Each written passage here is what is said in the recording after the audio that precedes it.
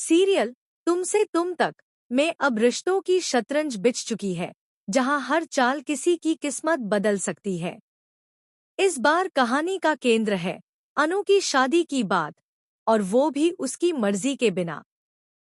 गोपाल और पुष्पा ने ठान लिया है कि अब अनु की शादी में देर नहीं करनी। उनके हिसाब से बेटी की खुशी सुरक्षित हाथों में होनी चाहिए, और इसके लिए उन्हें सबसे सही नाम लगता है डॉक्टर मोहित। समझदार, पढ़ा लिखा, सुलझा हुआ, और सबसे बड़ी बात, उनके हिसाब से अनु के लायक। दोनों मोहित से मिलने पहुंचते हैं। बड़े प्यार से, उम्मीदों से भरी बातों के साथ वो रिश्ता सामने रखते हैं। उधर मोहित ये सुनकर सच में खुश हो जाता है। उसके चेहरे की चमक छिपाए नहीं छिपती।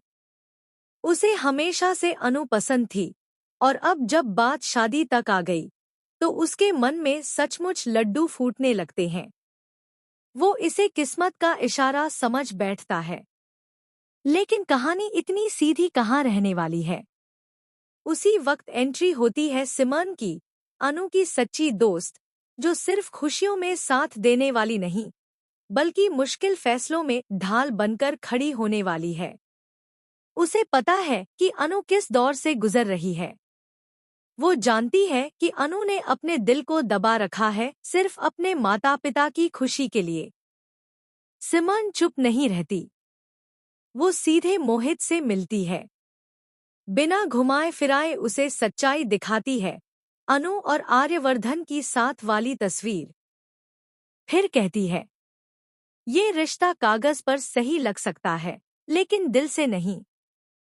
वो किसी और से प्यार करती है, और सच्चा प्यार छीनकर शादी करना किसी के लिए भी ठीक नहीं।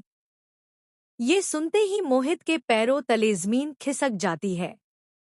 उसे पहली बार एहसास होता है कि जो खुशी वो अपनी समझ रहा था, वो दरअसल किसी और के दर्द की कीमत पर मिलती।